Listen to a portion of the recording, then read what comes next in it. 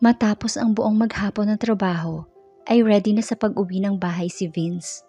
Palabas na sana siya ng opisina nang biglang bumukas ang pinto at nagmamadaling pumasok si Rodney. Hey, wait! Hindi pa oras para umuwi dahil kailangan mo munang marinig ang sasabihin ko. Meron akong naisip na magandang idea tungkol sa inyo ni Leslie. Panimulang sabi ni Rodney. You are so weak, my friend. It's high time. I must to come to your rescue. Naalala mo ang kasal ni Arthur? Sabi ni Rodney na may misteryosong ngiti sa mukha. Yeah, it's a waste of time. Week-long destination wedding na hindi ko madadaluhan. At ayaw kong isipin yan sa ngayon. Ikinairita niyang pag-usapan ang tungkol sa kasal ng kaibigan nila noong college. Hindi ko magagawang iwanan ang kumpanya ng ilang araw o linggo para lang umattend ng kasal. Muling sagot ni Vince. Bro, yan ang eksaktong bagay na dapat mong pag-isipan sa sandaling ito. Sabi ni Rodney sabay kindat kay Vince. Biglang pumasok sa isip ni Vince kung ano ang ibig sabihin ni Rodney. Ito ay isang perpektong pagkakataon para kay Vince na gumugol ng ilang oras kasama ang babaeng minamahal niya. Isa pa, iyon ang magbibigay sa kanya ng pagkakataon na ilayo ito kay Derek ng ilang araw. Oo, may negosyo siya na dapat asikasuhin, pero si Leslie ang priority niya sa ngayon. Ang pagkawala ng ilang milyon ay hindi gaanong mahalaga sa kanya ngayon, at alam niyang mas gugustuhin ng kanyang ama kung susuyuin niya si Leslie kaysa asikasuhin ang negosyo. Bro, ikaw ang literal na tagapagligtas ng buhay ko. Ano ang gagawin ko kung wala ka? Kailan na kasal? Natatawang tanong niya kay Rodney. Si Rodney lang ang nakakapagpatawa sa kanya ng ganito. 2 weeks later, lover boy. And I see, you are already back to normal from your alpha situation. Sabi ni Rodney sabay upo sa upuan ni Vince. Shut up bro, nandidilat ang mga mata na sabi ni Vince. Well, dapat ko nang ipaalam kay Arthur ang tungkol sa ating pagdating. Muling sabi ni Vince na may halong pilyong ngiti. Pagkatapos makipag-usap kay Rodney, ay dumiretso siya sa room ni Leslie, gamit ang connecting door sa pagitan ng kanilang opisina. Pagkapasok ay nakita niya si Leslie hawak ang ilang file habang nakaharap sa computer. Medyo nagulat si Leslie nang mapansin ang pagpasok ni Vince. Diyos ko, ano na naman ang sasabihin ng lalaking ito? Biglang nasabi niya sa sarili habang inaayos ang mga file. Siya nga pala, iniimbitahan kami ng isa kong kaibigan sa kolehiyo sa kanyang kasal. In fact, it's a week-long destination wedding event and you are coming with me as my wife. Medyo may pag-aalinlangan niyang sabi. Isang linggong kaganapan? Kasama siya bilang asawa niya? Wow! Hindi makapaniwala si Leslie sa kanyang narinig. Hintayin mo ko kapag natapos mo na ang iyong trabaho. Sabay tayong uuwi, okay? Pagkasabi noon ay agad siyang lumabas ng kwarto ni Leslie. Napabuntong hininga si Leslie at bahagyang tumango kasabay ang pag-ikot ng kanyang isip. Sa kanilang pag-uwi, ilang beses na tinanong ni Vince si Leslie kung may kailangan ba itong bilihin bilang paghahanda sa nalalapit na kasal na kanilang dadaluhan. Ngunit tulad ng dati, tumanggi si Leslie at sinabing siya na ang bahala sa lahat ng kanyang kakailanganin. Gustong-gusto ni Vince na bilihan siya ng kung ano-ano, at least kahit isang damit man lang. Hindi mapakali ang kalooban niya. Gusto niyang gumastos para sa kakailanganin ni Leslie. Kaya kong bumili ng damit, but thank you very much for asking. Hindi ko kailangan ang pera mo para sa aking luho. Mayroon akong sariling pera. Diretsong sagot niya. Ouch! Tinamaan si Vince sa sinabi ni Leslie. It hurts so bad. Pero deserve niya yun. So what? Handa pa rin siyang ibili si Leslie ng mga kailangan nito. Tanggapin man niya ito o hindi, he would spend his money on her. She didn't know him yet. Makalipas ang ilang araw at ngayon ay oras na para magtungo sa Cebu sa kasal ng kaibigan ni Vince. Walang alinlangan na major event ito para sa kanila dahil ito ang unang pagkakataon na lalabas sila sa publiko bilang mag-asawa. Pagkatapos makipag-usap sa daddy ni Vince, ay naging positibo si Leslie sa nalalapit nilang biyahe. Nang malaman ng daddy ni Vince na isasama siya nito sa destinasyon ng kasal sa loob ng ilang araw, ay walang paglagyan ang nadaramang tuwa ng matanda. Hindi na sinabi ni Leslie kay Derek ang tungkol sa pag-attend niya ng kasal. Medyo sensitibo, iritado at galit ito pagdating kay Vince, kaya napagdesisyonan niya na wag na lang itong sabihin. Nagulat si Sheila nang malaman mula kay Leslie ang tungkol sa nalalapit nitong biyahe papuntang Cebu kasama si Vince. Tara, mag-shopping tayo. Mag-i-stay kayo sa isang magandang resort sa loob ng 1 linggo at wala ka man lang maayos na wardrobe. Mag-isip ka nga. Nandidilat ang mga matang sabi ni Sheila habang nakatitig lamang dito si Leslie. Seryoso? Okay lang ba ito? Ano bang sinasabi ni Sheila? Ano, naisip mo na ba ang ibig kong sabihin? Les, kung ako ang nasa lugar mo, I would just go to the wedding. E-enjoyin ko ang sikat ng araw tuwing umaga at maglalangoy ako sa malakristal na tubig mula sa napakagandang dagat. Habang nakatingin sa akin ang mga nagagwapuhang mga lalaki kasama na ang demonyo mong asawa, mag-enjoy ka. Magbihis ka ng todo at ipakita mo sa iyong asawa kung ano ang kanyang na-miss. Give him his own medicine. Iparamdam mo sa kanya kung ano ang ipinaramdam niya sa'yo. Deserve ng halimaw mong asawa ang lahat ng sakit na naidulot niya sa'yo. And last but not the least, enjoy a perfect beach wedding in Cebu, sabi niya sabay kindat kay Leslie. Alam ni Sheila kung paano niya maaapektuhan si Leslie sa kanyang mga salita at siya lang ang tanging nakakagawa ng ganoon sa kaibigan. Hulaan mo kung ano ang ginawa ko lately. Tanong ni Leslie sabay kindat pabalik kay Sheila. Anong ginawa mo? Sabihin mo na, huwag mo na akong gawing manghuhula, okay? Well, sinadya kong magbihis ng mga sexy na damit nitong mga nakaraang araw. Dahilan para lumuwa ang mga mata niya. Akala niya, hindi ko napapansin. Pero kitang-kita ko, not that I care.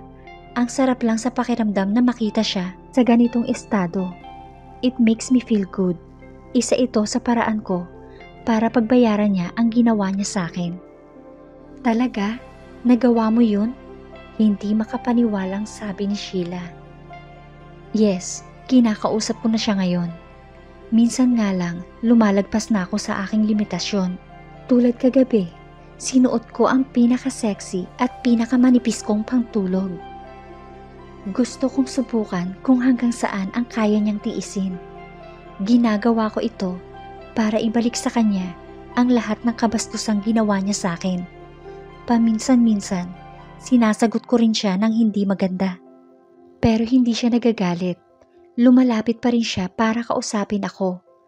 Minsan, nahihirapan akong intindihin kung bakit bigla siyang nagbago. Kahit na alam kong ginagawa niya lang ito para sa daddy niya. Pero naguguluhan ako. Parang sincere yung mga mata niya. Nahihiwaga ang sabi ni Leslie. Wow, excited na akong makita kung paano kayo ma-inlove sa isa't isa. Kinikilig na sabi ni Sheila. Inihagis ni Leslie kay Sheila ang ilang piraso ng mani na kinakain niya. Tumahimik ka dahil hindi mangyayari ang inaasahan mo. Naisip ni Leslie na kung nagawang makipaglaro sa kanya ni Vince, ay tiyak niya ang kapangyarihan niya sa ngayon.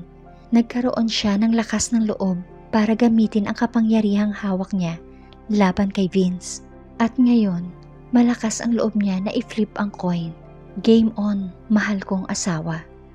Pabulong na sabi ni Leslie, bakas ang misteryosong ngiti sa kanyang mga labi. Ang pakikipag-usap kay Sheila ay nagparamdam sa kanya ng lakas ng loob at kumpiyansa sa sarili. If Vince could make her feel bad, she would make him feel worse. Ngunit meron silang iba't ibang pamamaraan. Hinding-hindi niya magagawang iparamdam sa isang tao ang kasing baba ng ipinaramdam sa kanya ni Vince. Ngunit maaari niyang iparamdam kay Vince na isa itong talunan. Seryoso si Sheila nang sabihin ito sa kanya na kailangan nilang mamili ng mga kakailanganin niyang damit patungong Cebu. Pinilit siya ni Sheila na bumili ng mga sexy at nakakaakit na damit. Natitiyak ni Leslie na ang kanyang bagong wardrobe ay sapat na upang makapaghiganti sa sino mang lalaki, lalo na kay Vince. Hindi niya maiwasang isipin kung ano ang magiging reaksyon ni Vince kapag nakita ang mga ito. Nang gabing iyon ay may pinuntahan si Maria, ngunit tinapos nito ang pagluluto bago umalis. Hindi nagtagal ay dumating si Vince ng bahay at gaya ng dati, sinubukan ni Leslie na iwasang pumasok sa silid ni Vince hanggat hindi pa siya ready sa pagtulog. Nang makaramdam ng gutom, ay naisipan niya na isalang sa microwave ang lasagna na niluto ni Maria bago ito umalis. Kinailangan lang niyang gumawa ng extra sauce para sa kanya. Nakasuot si Leslie ng maiksing shorts at isang manipis na crop top. Wala siyang pakialam kung masyadong daring ang suot niya. Now, it's a playback time. Habang abala si Leslie sa pagluluto, ay naramdaman niya ang presensya ni Vince sa kanyang likuran. "Nagluluto ka ba, Angel?" tanong ni Vince mula sa likuran. "Hindi, si Manang ang nagluto nito bago siya umalis. Iniiinit ko lang at gagawa din ako ng extra sauce," sagot niya habang nakatalikod. "Great, do you have enough food for the two of us?" Naningkit ang mga mata ni Leslie nang maramdaman ang pagngisi ni Vince mula sa kanyang likod. "I guess, ipapaakyat ko na lang sa room mo o kung saan mo gusto," sabi niya sa kalmadong boses. "No need, dito tayo magdi-dinner ng sabay."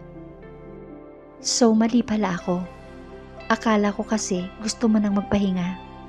Tumawa lang si Vince at tumugon sa pinakamaamong paraan. "Clearly, you were wrong," muling sagot ni Vince. Umupo si Vince sa dining table at inilagay ang baba sa kamay. Nakaramdam si Leslie ng pagka-conscious sa sarili at pagkatapos ay naalala niya ang kanyang plano. Nagpasya siya na simulan ang bahagi ng kanyang laro. She moved and swayed in a seductive yet classy manner. Napangiti si Leslie nang maramdaman ang mainit na tingin sa kanya ni Vince habang sinasandok niya ang extra sauce na kanyang niluto. Pagkatapos maiayos ang mesa, ay naupo siya sa kabilang bahagi nito. Pinanatili niya ang distansya sa pagitan nila ni Vince. Kamusta ang araw mo?" tanong ni Vince na parang kagigising lang nito mula sa mahimbing na pagkakatulog na parang na-arouse. Bago sumagot ay naglagay muna si Leslie ng lasagna sa plato at ibinigay kay Vince. Ginawa niya iyon para ipatikim kay Vince kung gaano kaanghang ang sauce na ginawa niya na kasing anghang ng ipinaranas nito sa kanya noon. Hinaluan niya ang sauce ng napakaraming spices powder just to satisfaction of watching his expression when he put it in his mouth. Nakakasiguro siya na hindi aabot sa 2 o 3 subo si Vince at mararamdaman nito ang anghang ng niluto niyang sauce. "I'm good, yours?" Casual na sagot ni Leslie, ngunit sa loob ng kanyang tiyan ay libu-libong paru-paro ang lumilipad nang maramdaman niya ang mainit na titig ni Vince. Bago sumagot ay inumpisahan ni Vince ang unang subo, habang siya naman ay kumuha ng konting sauce para sa kanya. Pagkasubo ni Vince ay nakita niya ang pagpikit nito at ang paghinga ng malalim. Ngunit nang imulat nito ang mga mata ay mukhang hindi ito nabahala at para bang ito ang pinakamasarap na lasagna na natikman niya. Hectic. By the way, I like the sauce. It's delicious, sabi ni Vince habang nakatingin pa rin kay Leslie. Thanks, sabi niya, ngunit hindi niya ipinahalata ang pagtataka sa mukha niya nang mapansin niya ang pamumula ng mukha ni Vince dahil sa maanghang na sauce. At nagawa pa nitong purihin kung gaano kasarap ang sauce na ginawa niya. So, wala ka bang bibilihin? Malapit na tayong umalis papuntang Cebu. Kung gusto mo, willing akong samahan at bilihan ka ng iyong mga kakailanganin. Maingat na sabi ni Vince habang ninanamnam ang bawat kagat ng maanghang na lasagna. Wala pa akong nabibili na kahit na ano, but I can manage. Don't worry about it. Hindi mo kailangan gumastos para sa akin. Isa pa, meron naman akong sariling pera at kaya kong bumili ng mga damit na kakailanganin ko na hindi umaasa sa pera mo. Mariing sabi ni Leslie at pagkatapos ay muling itinuon ang pansin sa pagkain. Gusto kong gumastos para sa iyo, Angel. At least, let me give you something para sa reception ng kasal. Mapilit na sabi ni Vince, if you insist, but I can buy it on my own. Hindi mo kailangang abalahin ang sarili mo para sa akin. Medyo nakaramdam ng pagkakonsensya si Leslie at huli na para pagsisihan niya ang ginawa niya nang makita niya na namumula ang mukha ni Vince dahil sa anghang ng lasagna. Pero nagtaka siya dahil tuloy pa rin ito sa pagkain. You look red and sick. You could stop eating that, you know. Bakit? Gusto kong kainin ito, determinadong sabi ni Vince. Hindi mo ba nararamdaman na mas maanghang ito kaysa sa nakasanayan mo?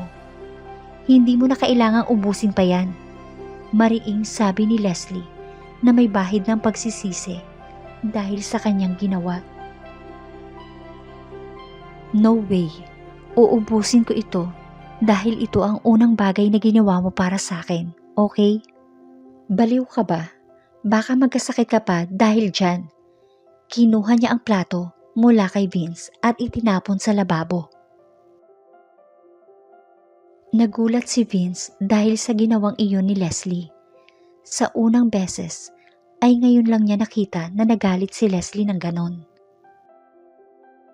Pagkatapos kumain ay naisip ni Leslie na hindi na niya muling paglalaruan si Vince. Alam ng Diyos kung ano ang kanyang tunay na nararamdaman. Walang alinlangan. Tiyak na nasasaktan siya. Kinabukasan, natapos nila ang kanilang huling araw sa trabaho at ready na sila para sa kanilang ilang araw na trip. Ipinaalam ni Vince kay Leslie na late siya makakauwi kaya hindi na ito hinintay ni Leslie. Kinuha ni Leslie ang kanyang kotse at dumiretso sa mall para mamili ng personal niyang gamit. Nang gabing iyon ay late nang nakauwi si Vince. Pagkatapos maghapunan ay dumiretso si Vince sa kanyang kwarto at nadatnan niyang naghahanda na si Leslie para matulog. Nakasuot si Leslie ng maiksing black silk nightwear na tiyak niyang makakapagdulot ng epekto kay Vince. Pumasok si Vince sa kwarto at naglakad patungo sa bintana sa tabi ng sofa. Nang makalapit sa bintana ay ipinatong ni Vince ang 2 mug ng hot chocolate habang tinatapos ni Leslie ang paglalagay ng lotion sa kanyang katawan. Kasabay noon ay tahimik niyang pinagmasdan si Vince mula sa kanyang kinatatayuan. Naisipan ni Vince na tumingin sa paligid and finally his thirsty eyes found her. Agad na gumuhit ang ngiti sa labi ni Vince nang makita niya si Leslie.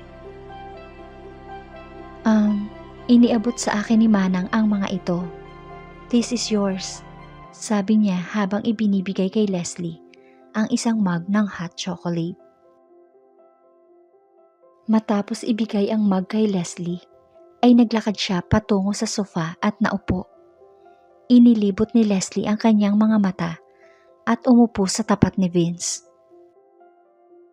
Upang sadyang akitin si Vince, iniangat niya ang kanyang isang paa at ipinatong sa isa niyang paa. Matapos ang kanyang paggalaw ay tumaas ng bahagya ang kanyang maigsing damit pantulog, dahilan ng paglitaw ng kanyang suot na pangloob, at pagkatapos ay yumuko siya ng bahagya para ipatong ang hawak niyang mug. Halos lumitaw ang dibdib niya nang ipatong niya ang mug sa table sa pagitan nila ni Vince.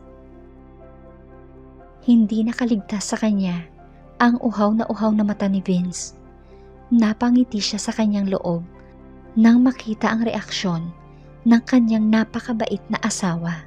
Matapos ang ilang sandaling katahimikan, sa wakas ay nagpasya siyang gawin ang kanyang susunod na hakbang. May itatanong ako sa iyo, sabi niya kay Vince. Anything, Angel. Just ask. Oh God, his voice was so raspy with need. Sigurado ka, kahit ano? Muling tanong ni Leslie. Yeah, basta magtanong ka lang. Halata sa boses ni Vince ang pagkainip. Sabik na sabik siyang malaman kung ano ang itatanong ni Leslie. With a straight face, nagsimulang magsalita si Leslie. I want to go to the wedding, not as your wife, but your girlfriend. Wala pang nakakaalam na kasal tayo. Sa iyong reputasyon sa trabaho, hindi mo basta mailalabas ang ganito kalaking balita. Ilang segundong natigilan si Vince at nagulat, as if she really asked him to her boyfriend for real. Nakaramdam si Vince ng tuwa sa kanyang puso nang marinig ang sinabing iyon ni Leslie. Sabi mo, ibibigay mo kahit na ano, basta sabihin ko lang. And besides, it's for our own good. Hindi mo naman basta-basta mailalabas ang impormasyon tungkol sa ating kasal. Ano na lang ang iisipin ng mga tao? Pagdududahan ka nila dahil inilihim mo ito. Nang oras na iyon, ay nagkaroon ng katuturan ang lahat sa isipan ni Vince. Matapos marinig ang sinabi ni Leslie, hindi siya ganun katanga para hindi maintindihan ang nakatagong kahulugan sa likod ng mga salita ni Leslie. What she really meant is, 6 months na lang at maghihiwalay na sila, kaya wala nang point para ipaalam pa ito sa publiko. Nang mga sandaling iyon, ang lahat ng pananabik at pag-asa sa puso ni Vince ay nawasak. Hinawi niya ang kanyang buhok dahil sa pagkatalo at nanatiling tahimik ng ilang sandali. Ang blanko niyang mata ay nakatutok sa mainit na tsokolate na hindi naubos. Medyo nakaramdam si Leslie ng konting guilt dahil sa ginawa niya kay Vince. He might be a devil, but she was not. Hindi niya maibababa ang kanyang sarili sa ganoong level. Kasunod noon ay dahan-dahang itinaas ni Vince ang nakayukong mukha at tumingin kay Leslie. Napabuntong hininga si Vince dahil sa kawalan ng pag-asa. Not that I care about what others would say, but if you think it's right for us, then okay. Pagkatapos magsalita ni Vince, ay muling namayani ang katahimikan. So, ayon sa nabanggit mo, gusto mong palabasin na girlfriend kita, and we are going to get married soon? If you agree, nag-aalalang sabi ni Leslie. Bakas ang lungkot sa mukha ni Vince nang tumango ito kay Leslie. I agree. Matamlay niyang sagot at pagkatapos ay tumayo mula sa upuan. Palihim na napangiti si Leslie dahil sa kanyang pagkapanalo. Sa wakas ay naramdaman niya ang tagumpay sa kanyang unang hakbang. It's going to be a painful trip for you, dear husband. Both for you and your junior na sumubok lumabas sa iyong pantalon. Tumayo si Vince sa may bintana at pinagmasdan ang mga bituin. Kung sa tingin mo ay susuko ako sa mga plano mo, nagkakamali ka, Angel. Kabaligtaran lang ang epekto nito sa akin. Lalo lang akong nahuhulog at na-challenge sa mga kalokohang pinaplano mo. At kung sa tingin mo, ang pagpapasakit sa akin ang makakapagbura ng galit sa dibdib mo, I'm gladly take any pain that comes from you. Pabulong na sabi ni Vince sa pag-aakalang natutulog na si Leslie. Ang paglalakbay patungong Cebu ay hindi mahirap para sa kanila. Lumipad sila doon gamit ang private chopper ni Vince. Habang sakay sila ng helicopter, ay sinikap ni Leslie na umupo malayo kay Vince. Hinayaan niya si Vince na mag-enjoy at maging komportable sa pwesto nito. Si Rodney naman ay hindi na nakasama dahil dito ipinagkatiwala ni Vince ang trabaho sa kumpanya habang nasa Cebu sila. Rodney was his rescuer. Susunod din ito kapag malapit na ang araw ng kasal. And about Vince, did she say how handsome he looked? Noon pa man ay nasanay na si Leslie na makita si Vince na nakasuot ng suit or half naked sa loob ng kanilang kwarto. But never in casual. To be honest, he could rule even in casual. Why did he have to look so young? Talagang kinasusuklaman niya ang lalaking ito. But his handsome look was making her plan hard to run. Hindi nagtagal at nakarating sila sa Cebu ng mapayapa at ligtas. Parang panaginip lang ang resort. Magandang panaginip. It was a fancy, serene and calm place. Naramdaman ni Leslie ang hampas ng alon mula sa dagat nang mapatingin siya dito. Pagdating nila ay sinalubong sila ng kaibigan ni Vince na si Arthur. Talagang hinihintay nito ang kanilang pagdating. Hey pare, salamat sa pagpunta. I almost believed that you would ditch my wedding. Pabirong sabi ni Arthur sabay suntok sa dibdib ni Vince. Syempre naman pare, matitiis ko bang hindi umattend sa pinakamasayang araw ng buhay mo? Syempre hindi. Well, ito ba ang mystery girl na sinasabi mo sa amin? Ang iyong girlfriend? Tanong ni Arthur sabay kindat kay Vince. Kasunod noon ay lumapit ito kay Leslie para makipagkamay. Hi, I'm Arthur.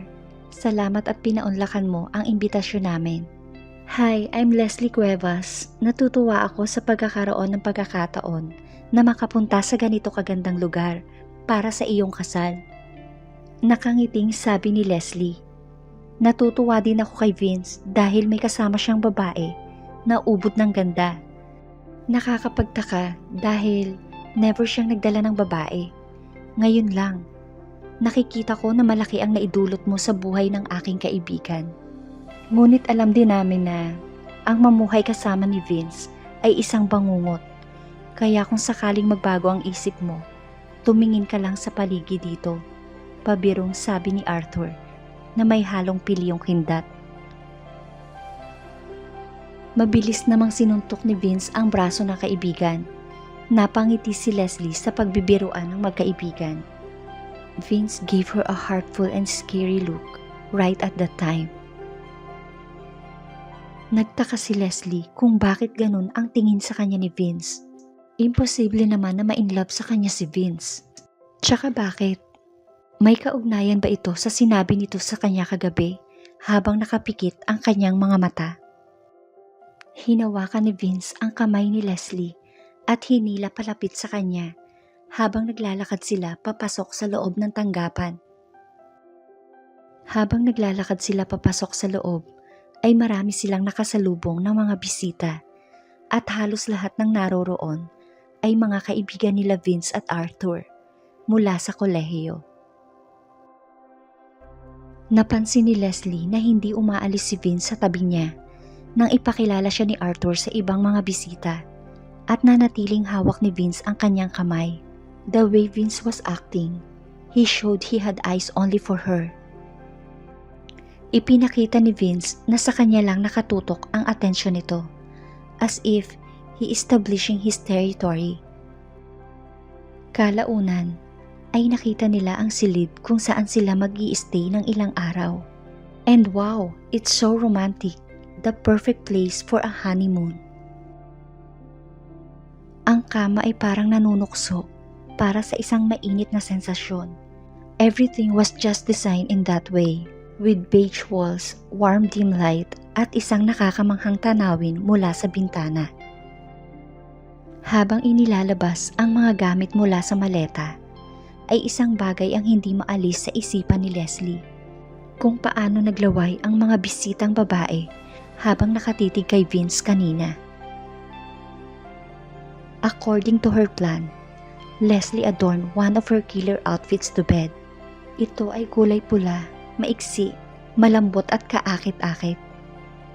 Biglang bumilis ang tibok ng kanyang puso nang maisip kung paano bumagsak ang mga mata ni Vince kapag nakita siya nito sa ganitong kasuotan.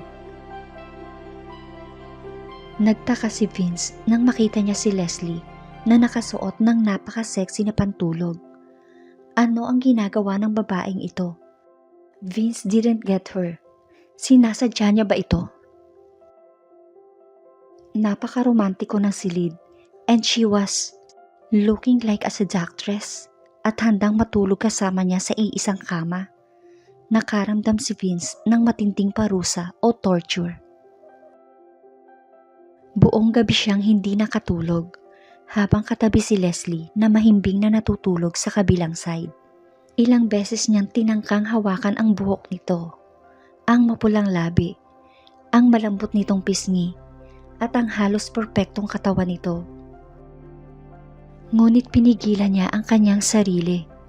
Hindi niya hahayaan na madagdagan ang galit nito sa kanya. Kailangan niyang kusang mawala ang galit nito at ipakita niya kung ano ang handa niyang ibigay. Gusto niya na makita ni Leslie na nagbago na siya. Bumalik sa kanyang isipan ang kaganapan kanina. Hindi niya nagustuhan ang pagtitig ng ilang mga kalalakihan kay Leslie. Not at all. She was his wife, for God's sake. Si Leslie ay para sa kanya lamang. Ngunit kung hindi niya pipigilan ang kanyang mga kilos, ay hindi niya makukuha ang puso nito. He needed to try harder to win her heart, to make her really see that he could change for better, for her. Nang sumapit ang tanghalian, ay nagtipon ang lahat sa napakalaking lugar ng kainan. Leslie looked beyond gorgeous and classy in her body-hugging tight black mini dress. Gaya ng dati, she looked insanely beautiful in black. Tiningnan siya ni Vince habang lumalakad siya papalapit hanggang sa makaupo siya sa tabi nito. Her beautiful captivating fragrance once again captured Vince's senses. Tulalang lumingali nga si Vince sa paligid para pagmasdan ang ibang mga lalaking naroroon. Kitang-kita ni Vince ang mga mata ng lahat ng tao, particular na ang mga lalaki sa kwarto na nakatingin kay Leslie. Maging ang ilang mga babae ay patuloy din na nakatingin dito. His angel was so oblivious to all this happening around her. Biglang na-realize ni Vince kung gaano siya kainis at gaano siya ka-possessive. Tiningnan niya ang kalmadong mukha ni Leslie para pakalmahin ang nararamdaman niyang galit at nakita niya ang inosenteng pagngiti ni Leslie sa mga tao. Tila hindi nito alam kung ano ang madudulot ng ngiti nito sa mga taong iyon. Hindi nito alam kung gaano ka-seductive ang pagiging inosente niya. Hindi nakatiis si Vince. Bigla niyang ginawaran si Leslie ng isang yakap at halik sa pisngi. Alam niyang nagulat si Leslie sa ginawa niyang iyon, ngunit kailangan niyang markahan ang kanyang teritoryo. She was his girlfriend. Nararamdaman niya na nakatingin sa kanya si Leslie. Pero para maging normal ang lahat, ay hindi niya pinansin ang reaksyon nito. Ang paghalik kay Leslie sa harap ng mga tao bilang nobyo nito ay isang normal na bagay. At walang nakakagulat sa ginawa niyang iyon. Mukhang hindi masaya si Leslie sa ginawa niyang paghalik dito. Inilayo nito ng bahagya ang upuan kay Vince at iniusod sa kabilang parte kung saan nakaupo ang isang lalaki na kaibigan ng bride. Napansin ni Vince na mukhang sumaya ang mukha ng lalaki nang makitang nakaupo si Leslie sa tabi niya. Nainis si Vince, kinuha ang napkin sa plato niya at, "Isuot mo ito, baka masira ang maganda mong damit." Pabulong na sabi niya kay Leslie habang nakatingin sa dibdib nito. Sinadya niya iyon para malaman ni Leslie kung bakit ibinigay niya ang napkin. Ngunit ibinalik ni Leslie ang napkin sa kanyang kamay. "Huwag kang mag-alala, itim ito. Hindi makikita ang mantsa dito. At higit sa lahat ay mayroon akong sapat na pera para bumiling muli ng damit na tulad nito kung sakaling ito ay masira. You don't have to bear the expenses, so it's okay I guess." Napamura si Vince sa kanyang loob. Wala siyang magawa kundi muling magmakaawa. "Angel please, nakikiusap ako sa'yo. Pakikinggan ko kung ano man ang sasabihin mo kung susundin mo lang ang ipinapagawa ko sa'yo ngayon. Listen to me now, then I will return you a favor next time you ask from me." Muli niyang pakiusap. "Promise?" Tanong ni Leslie na may halong kislap ng ngiti sa mga labi na tila may tinatagong masamang intensyon. Napabuntong hininga si Vince at naisip na wala ng ibang paraan kundi tanggapin ito. Ngumiti si Leslie at sumunod sa utos ni Vince. Iniipit niya ang laylayan ng napkin sa neckline ng damit niya para matakpan ang nag-uumapaw niyang dibdib. Sa wakas ay nakadama si Vince ng kaginhawahan at tagumpay nang makita ang ginawa ni Leslie. Ngunit medyo kinabahan siya nang maisip kung ano ang ibig sabihin ng mga ngiti nito. Matapos ang pananghalian ay nagsalita ang fiancé ni Arthur na si Mika. Tumayo ito para i-announce ang plano ngayong gabi. "I'm so lucky that all of my and fiancé's friends and cousins have already arrived. We are planning to start all our naughty parties before the elders come to join the ceremony. Kaya ngayong gabi, we are going to arrange a wild pool party. Isang kahilingan lang. Gagawin yung magmukhang kaakit-akit at sexy hanggat maaari. Show us what you have got. Let's have fun to the fullest tonight." Ang lahat ng mga bisita ay nagsimulang magpalakpakan nang marinig ang anunsyo ni Mika. Lahat sila ay nagmukhang excited sa nalalapit na party. Biglang namula ang mukha ni Vince. Kung ang lahat ay magmumukhang mapang-akit, ay gayon din ang kanyang asawa. Hindi siya makapaghintay na makita si Leslie habang nakasuot ng sexy bikini. But if he did, ay siguradong ganun din ang gagawin ng ibang lalaki sa party. He looked helpless at his angel, ngunit hindi iyon nakatulong. Ang ningning sa mga mata ni Leslie at ang isang misteryosong ngiti ay nagparamdam kay Vince ng kawalan ng magagawa. Isang malalim na buntong hininga ang pinakawalan ni Vince at umaasa sa ikabubuti nila. Thank you guys for watching. Please like, share, and subscribe.